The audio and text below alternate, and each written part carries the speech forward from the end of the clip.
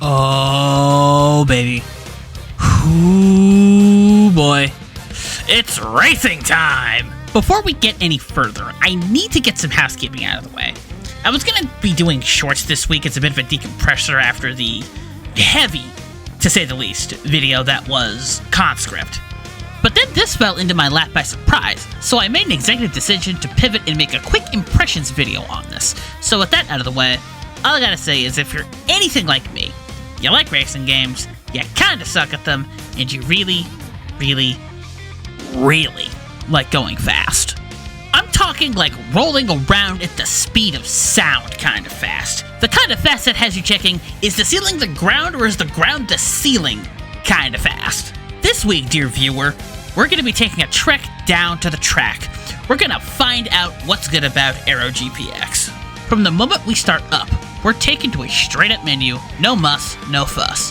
However, I should remind y'all that this came out into early access a few days ago, which explains why it feels so sparse, but what is here is an absolute treat. But at the same time, I can't help but notice how sparse it does feel from a menu's perspective, and how that's kind of a breath of fresh air. I say this because a lot of the times I look into a game in early access, they usually feel like they're complete games that are released a year early for polish and balance reasons. There's something uniquely kinda charming about the menus being, to quote Civ 11, raw as fuck. And while I can't say that about the rest of the game, since the mechanics and the music are actually really solid, I do think it's going to be exciting to see how this part of the presentation evolves. And that's the main theme of Aero GPX in early access so far. It's the promise of what it'll eventually become as its development goes on. And there's no better place to see that than in the gameplay.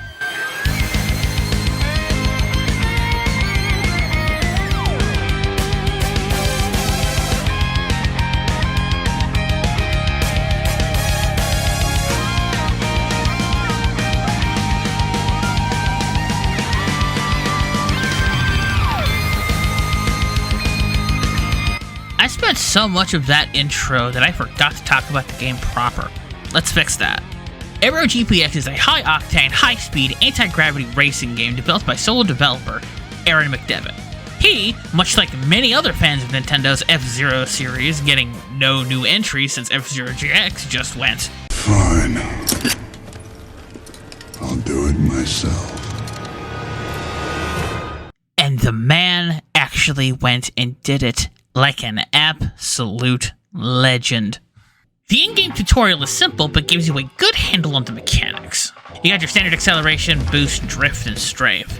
And there's also the game's unique mechanics, like slipstreams, drill dive, and burn.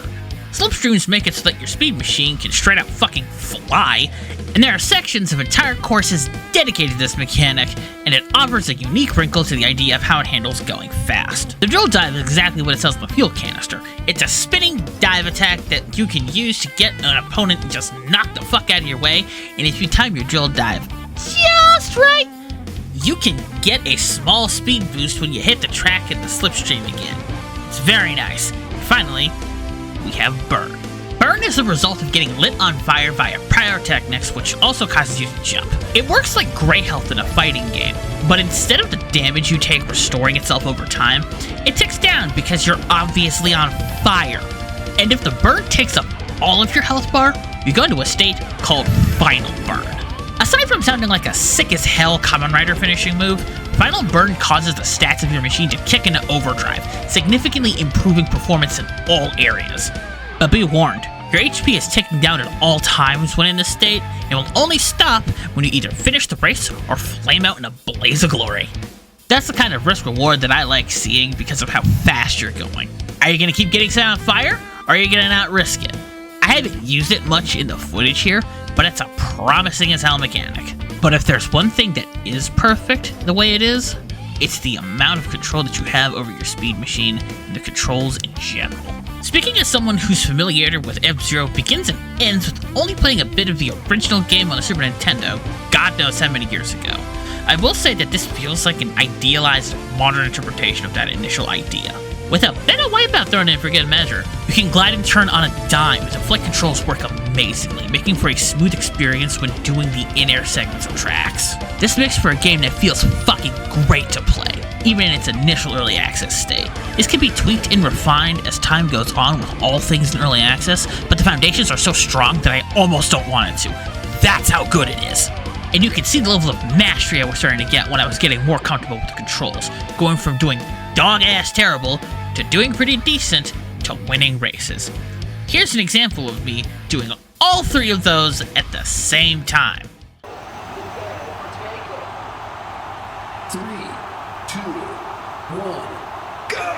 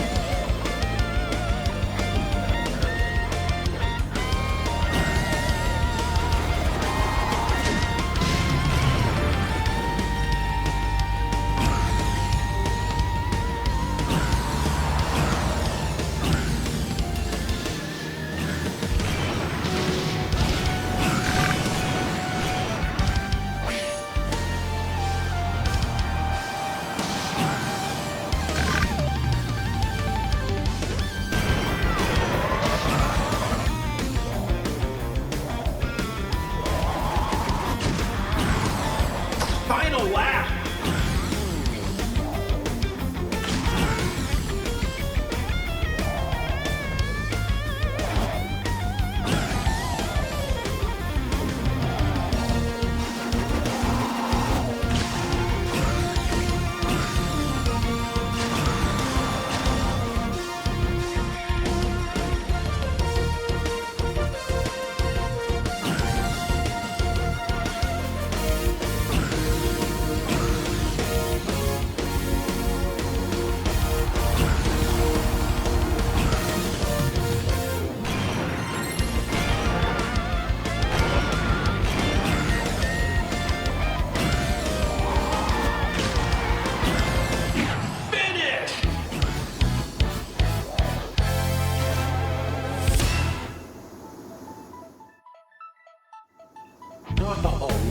Y'all see what I'm saying? This plays like a goddamn dream. And now for some stuff that, while still neat, is also not so great. From a quote-unquote content perspective, this game isn't anywhere near done. Let's just rip those band-aids off right now. Of the 30 tracks split across, I'm assuming, are either 5 or 6 race-apiece circuits, only 15 of those tracks are included, and so are only 15 of the game's 30 racers. And you only have about 5 of those 15 racers unlocked. And I get it. You gotta make it more of a chase in the sense of you getting more racers over time, because they are essentially a reward for doing well in the specific rival races and going through the circuits. Kinda like you had to unlock racers and vehicles in racing games back in the day and to an extent today. And that's awesome. But my impatient ass wants to get all the stuff unlocked right the fuck now. But that is, explicitly, a me problem, as the kids say. But don't let that detract from the fact that what's in here is already incredibly good. All the tracks are designed with a proper sense of escalation and all in service to the notion of going fast. These include stuff like the standard figure 8 tracks, damn near straight line, that test your drifting skills, aerial tracks with jet streams so you can fly, water pipes that let you go over and under them, and of course, a goddamn loop-de-loop. And these are all on the simple side of this game. You have an assortment of racers and vehicles to choose from, and the thing I really like is that they lean into this futuristic sci-fi meets race driver meets pilot aesthetic for all the characters. And the detail I noticed is that they all have their silhouettes blacked out if they aren't unlocked, which is a neat touch because, you can't access them. But at the same time, I wish we could see them because we can see their vehicles. Speaking of vehicles, you got 15 in the early access with 5 to start, with the other 10 being up for unlocking in event races. They all have varying specialties. Some go incredibly fast, some are great at turning and drifting, some have great flight capabilities, and others are good at knocking other racers off the track. And that's before taking into account the secondary stats under the hood. Pun totally not intended there. These are also affected by final burn mode as well. Have fun with that. One last thing, I want you to imagine a scenario. It's the day of the big race. You get to the track. You register. And when the race is about to start, you get inside your combination futuristic race car / spaceship, lock the fuck in, and when the countdown starts going, 3, 2, 1, go! And you zoom off into the horizon to win glory. That is a hell of a vibe. In its current state, Aero GPX is shaping up to be something special. And I know I say that a lot because I check out a lot of cool stuff on early access, but I actually mean it here. Even with the sparse amount of playable racers and tracks, the foundations of the racing are so fucking good that I'm willing to look past that. It feels so goddamn nice to play that I can't stop thinking about it. So if you're interested in a new take on F-Zero on Wipeout, then get into your speeder and engage the Zero G because this is as good as it gets right now.